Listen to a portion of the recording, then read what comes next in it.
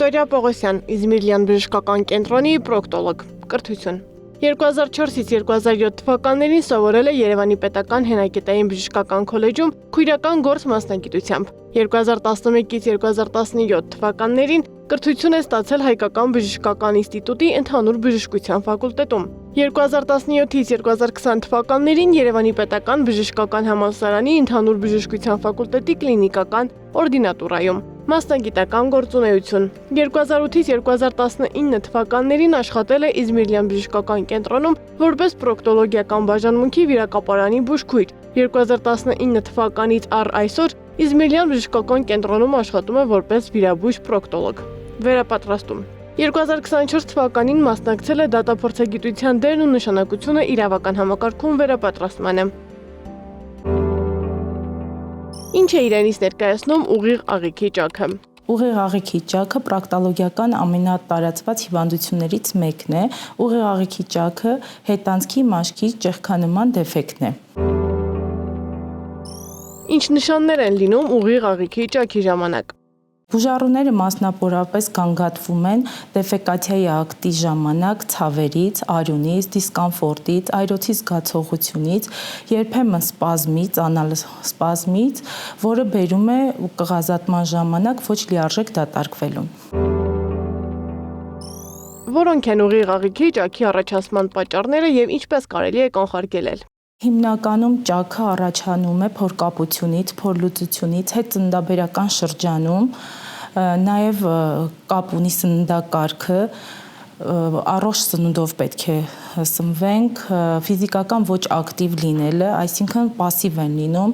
լինում են երբեմն բուժառուներ, որ ասում են մենք ամբողջ օրը նստած ենք լինում, այդ իսկ պատճառով ունենում ենք փորկապություններ, որի պատճառով էլ մեխանիկորեն վնասում ենք եւ առաջանում է անալ ճաք։ Որ տարիքային խմբերն են ռիսկային գոտում։ Հիմնականում բոլոր տարիքային խմբերը ռիսկային գոտում են հայտնվում, նաև նույնիսկ երեխաներն են հայտնվում։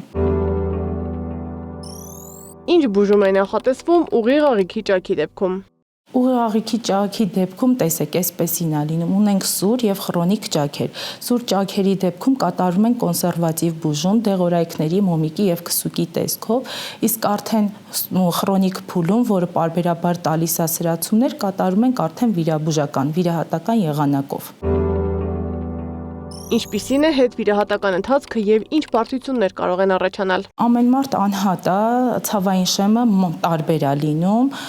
հիմնականում թեթև են անցկացնում, ցավային շեմը թեթև է լինում, բուժառուները գտնվում են հիվանդանոցում 1 օր,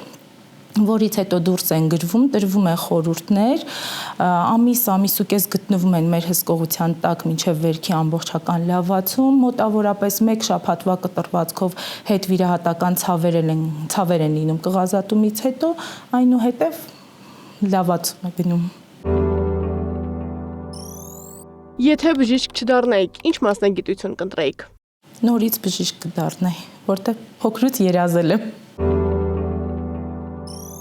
Սկզբունք, որով առաջնորդվում եք կյանքում։ Ազդվությունը եւ հավատարմությունը։ Եթե հնարավորություն ունենայիք ձեզ երիտասարդ կյանքում խորհուրդ տալ, ինչ կասեիք։ Ապրեմ իմ հայրենիքում եւ լինեմ ազնիվ։ Լինում է, որ պացիենտի համար բժշկից բացի նաեւ հոգեբան եք դառնում։ Այո, իհարկե, երբեմն բուժառուներ ենք ունենում, որ իրանք գալիս են արդեն ստրեսի մեջ, նաև պետք է հոգեբան եւ ընկեր լինել, որ կարողանանք վիճակից հանել բուժառուին։ Որն է ձեր կարդացած վերջին գիրքը։ Ջեյն Էյրը։